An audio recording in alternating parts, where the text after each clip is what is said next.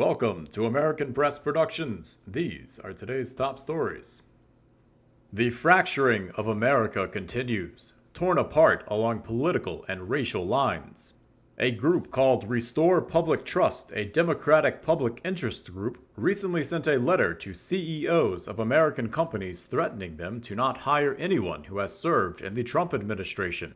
A spokesman for the group, Carl Frisch, told Bloomberg News that the letter serves as a warning to corporations that hire former Trump administration officials.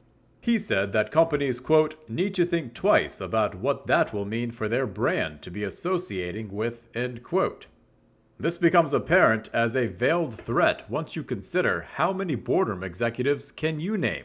Other than outspoken CEOs such as Apple's Tim Cook or Amazon's Jeff Bezos, your number is likely close to zero. So just how does this public interest group expect a brand to take a hit by hiring someone to a position off nearly all Americans' radar? It sounds like a campaign that they would take upon themselves to execute. But before they go casting stones at others, perhaps they should consider their own. One of the groups that has signed on to give their support to this message is the Southern Poverty Law Center, which apparently has quite a few skeletons hidden in their closet, which has caused a recent shakeup in the group with high-level members stepping down amid a torrent of sexual harassment and racial discrimination accusations. The group is refusing to comment on specifics, but a court case from 1977 reveals that Southern Poverty Law Center co-founder Morris Dees tried multiple times to molest his stepdaughter, and during his divorce proceedings blackmailed and physically abused his then-wife to force her to sign a divorce settlement. The restructuring of the organization to replace those who have vacated leadership positions is being headed by Tina Chen, who you may be familiar with if you have followed the Jussie Smollett case. Which brings us to Chicago. It was Tina Chen who contacted Cook County State Attorney Kim Foxx and introduced her to Smollett's family. It was Kim Foxx who dropped the case against Jussie Smollett even after admitting that the police clearly gathered enough evidence to find Smollett guilty. The police were outraged over the decision and have brought a lawsuit against Smollett to recover their expenses investigating his staged hate crime. There are also calls for Kim Foxx to resign as well as for her to be investigated.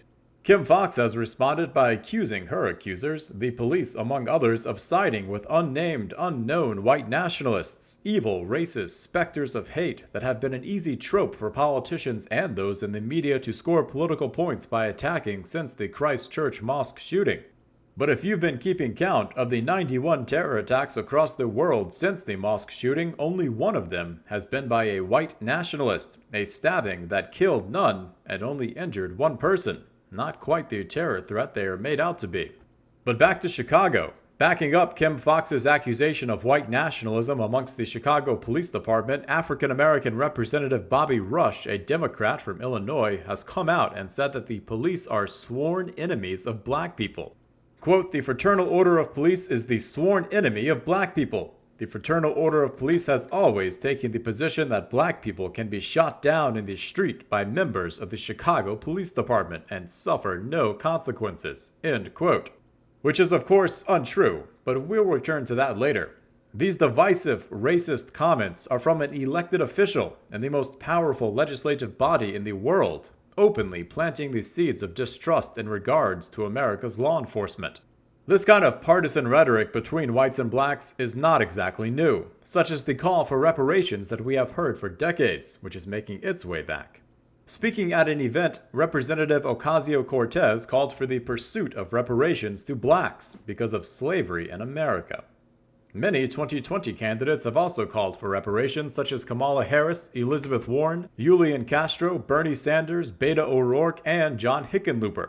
The basis for reparations does not exist in reality. It is built on a foundation of lies and half-truths, with important omissions of fact. Here is the truth on slavery.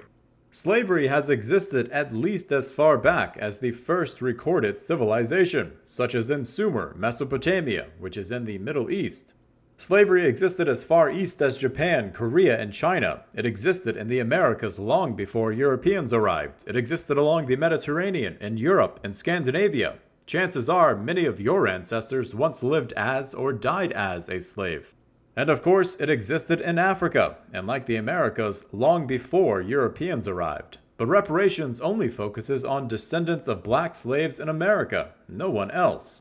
The argument is put forth that America owes these slave descendants for various reasons, such as the idea that America was built on the backs of slaves, but whereas slavery was responsible for much progress in the history of civilizations throughout the world, black slaves in America don't have much of a legacy to claim, at least not one that is beneficial to America. At slavery's height, only 1.4% of Americans owned slaves. This is based off of the 1860 census. In that same year, 3,000 blacks owned around 20,000 black slaves. Some in the media have attempted to debunk this claim, but the 1860 census is clear. The next year, the Civil War started. 620,000 Americans died in that war, which was 2% of America's population, nearly 50% more than those who owned slaves. In the pre-Civil War economy in America, the South was responsible for producing over 2/3 of the world's cotton supply. But the North absolutely dwarfed the South with their manufacturing output. Even in the agricultural sector, the North's farm machinery had an output of nearly twice that of slave labor in the South per acre. The South as a whole did not benefit from slave labor, but it did benefit a small minority who owned plantations and the slaves who worked them. The slave economy was a detriment to the development of the Southern economy as a whole because wealthy individuals could buy a slave to do the work that a free man would be paid for. So while the rich slave owners got richer, the Southern poor stayed poor, and when the North developed better technology, the South continued to use slaves. And when the South lost the war, they weren't left with much. For instance, when General Sherman marched across Georgia, burning the fields, tearing down the plantations, digging up railroads, and destroying every bit of infrastructure in his path, he not just destroyed all wealth generated by the slave economy, he tore down the entire Southern economy. There are few descendants in America who enjoy any kind of privileged life because their family once owned slaves. It was slavery that led to the destruction of the South and its economy, led by a minority of wealthy individuals, and most of the wealth of those individuals was tied up in the slaves themselves, who were set free after the war. There are few descendants in America who enjoy any kind of privileged life because their family once owned slaves. It was also white countries who were the first people to ban slavery in the world. The state of Vermont banned slavery in 1777, Britain in 1807, Spain in 1811, then Sweden, the Netherlands, and France, and many other white countries followed. Before any countries banned slavery, before even the Civil War, it was America, along with Sweden, that went to war with independent states of the Ottoman Empire in the early 1800s to end the Barbary slave trade along Africa and the Mediterranean. Many countries in the world still practice slavery today. In fact, there are more slaves today than at any other period in history. But it's not in white countries. Perhaps no country has suffered more nor done more to end slavery than the U.S., and we certainly are not benefiting from slavery in America today. In fact, the Southern economy still lags behind because of slavery and the Civil War. But perhaps those who do still have wealth from slavery should pay, that is, the few who do. And this idea is shared by a prominent Dutch rabbi, Lodi van de Kamp, who points out that much of the wealth in Dutch synagogues comes from the money Jews made in the North Atlantic slave trade. In fact, Jews were so heavily represented in slave traders, slave auctioning was closed during Jewish holidays. But it is certainly not the American government, and by extension, not the American taxpayer, who owes anything to the descendants of black slaves in America. As you can see, there is no merit to the idea of reparations owed to these people by the American government. The idea is a lie given to black Americans for political points. Try and understand the danger of this. Imagine if you were told that others were more successful than you because they benefited from the continued exploitation of your ancestors. Imagine being told that since birth. Imagine how angry you would become as the rancor festered inside you, given as excuse for your own failures.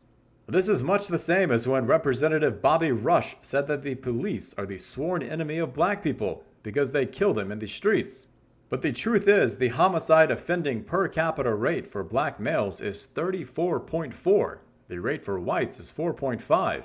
Black males represent a little over 50% of all violent crime in America, despite only accounting for 13% of the population. 90% of all black people murdered in America is done by another black person. And for all the blacks murdered by police, an equal amount of whites are murdered. which just happens to correlate with the percent of violent crime in America by race. When we continue with these lies perpetuated by our media and politicians, we only exacerbate the problems. For if we're blaming slavery on the economic well-being of blacks in America and blaming the police for murdered blacks, we'll never arrive at a substantive answer, because we're not looking at the actual causes of these problems. But unfortunately, in the Western world today, if you blame anything other than white males, you might stumble into accusations of being a white nationalist.